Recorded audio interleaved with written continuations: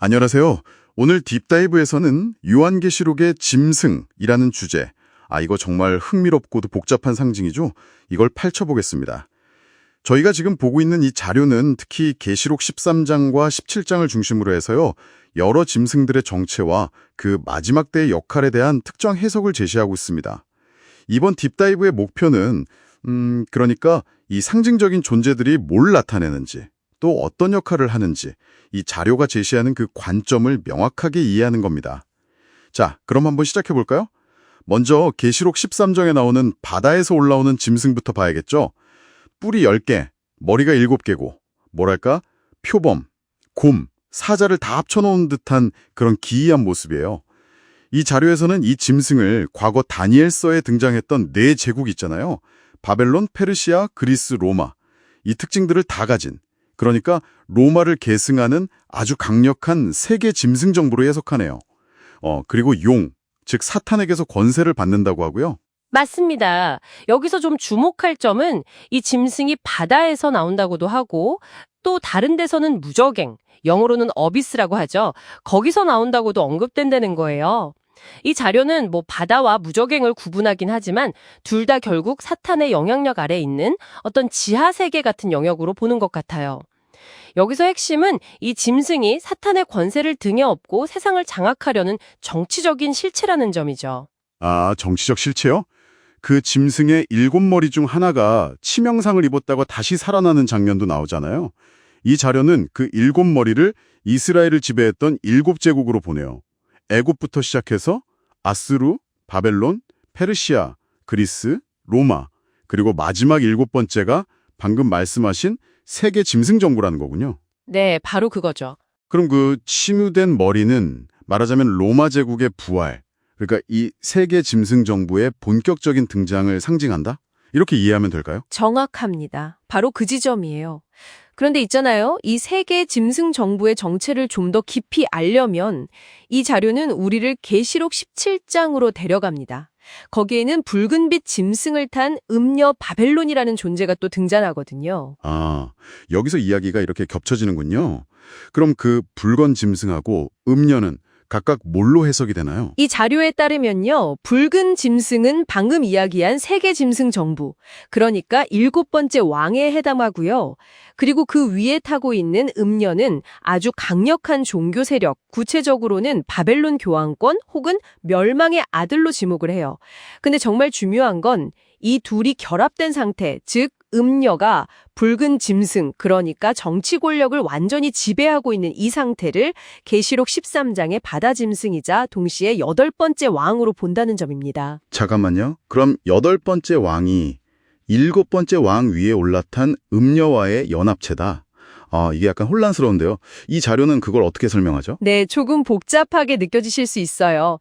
이 자료의 해석은 이렇습니다.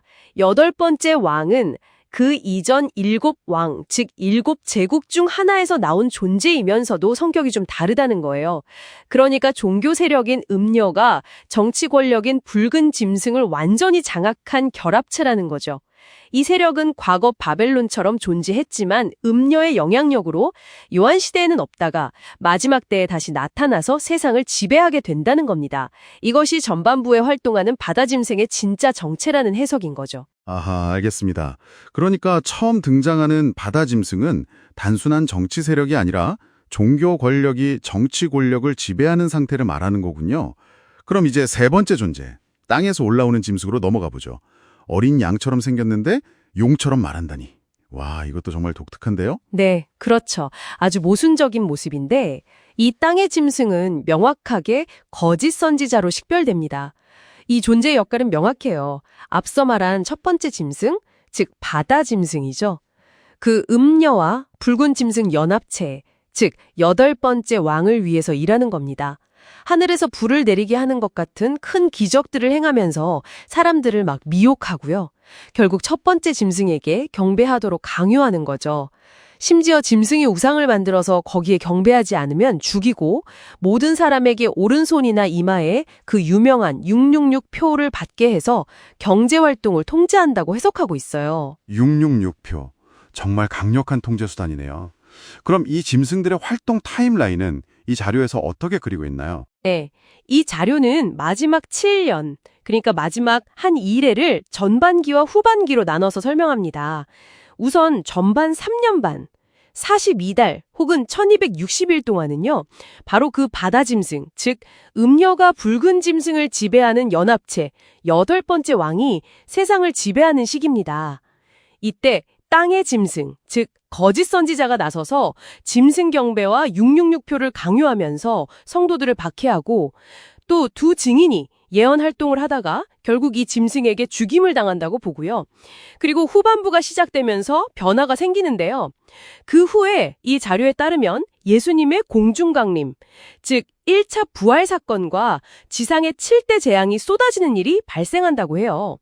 이 엄청난 격변 이후에 아주 중요한 변화가 일어나는데 바로 붉은 짐승, 즉 세계 짐승 정부 7번째 왕이 그때까지 자신을 조종하고 이용했던 음녀, 즉 바벨론 교황권을 배신하고 완전히 파괴시켜버린다는 겁니다. 아, 그러니까 그 연합 관계가 깨져버리는 거군요. 그럼 그 이후에는 짐승이라고 하면 주로 누구를 가리키게 되는 건가요? 정확합니다. 음녀가 멸망한 후에는 이제 짐승이라는 용어는 주로 붉은 짐승, 즉 정치 권력 그 자체를 가리키게 된다고 봐요. 이 붉은 짐승은 이제 땅의 짐승, 즉 거짓 선지자와 직접 손을 잡고 아마겟돈에서 하나님께 대항하는 최후의 결전을 준비하게 된다는 거죠. 자, 그럼 한번 요약을 해보죠. 이 자료의 핵심적인 해석은 결국 이거군요.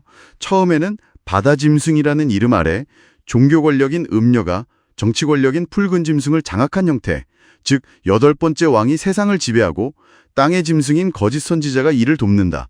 하지만 후반부에는 상황이 역전돼서 정치 권력인 붉은 짐승, 즉 7번째 왕이 종교 권력을 제거해버리고 거짓 선지자와 함께 직접적으로 마지막 대결에 나선다. 이런 흐름이네요. 네, 정확히 그 흐름입니다.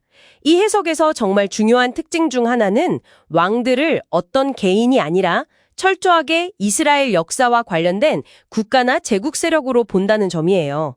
그래서 일곱 머리와 왕들을 전부 애굽, 아수르, 바벨론처럼 이스라엘을 실제를 지배했거나 깊은 관련이 있었던 제국들과 연결시키는 거죠. 네, 오늘 딥다이브에서는 이렇게 요한계시록의 짐승들에 대한 한 가지 구체적인 해석 틀을 아주 깊이 들여다봤습니다.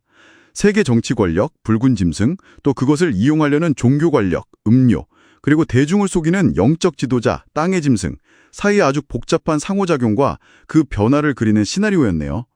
그리고 이 모든 것이 마지막 때에 사탄의 영향력 아래에서 펼쳐진다는 것이 이 자료의 핵심 주장이었고요. 네, 맞습니다. 이 해석은 정말 모든 상징을 이스라엘 중심의 역사적 제국들과 연결짓는데 아주 철저한 면을 보여주죠. 그렇다면 여기서 당신에게 이런 질문을 한번 던져볼 수 있을 것 같아요. 이 해석 틀에 따르면 말이죠.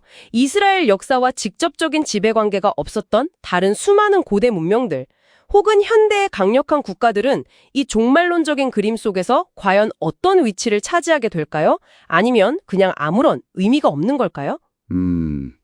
이건 이 자료의 관점을 넘어서 한 번쯤 생각해 보실 만한 문제인 것 같습니다. 와, 정말 흥미로운 질문이네요. 깊이 한번 생각해 볼 가치가 있겠습니다. 오늘 함께 해주셔서 정말 감사합니다. 다음 딥다이브에서 또 다른 흥미로운 주제로 당신과 다시 만나겠습니다.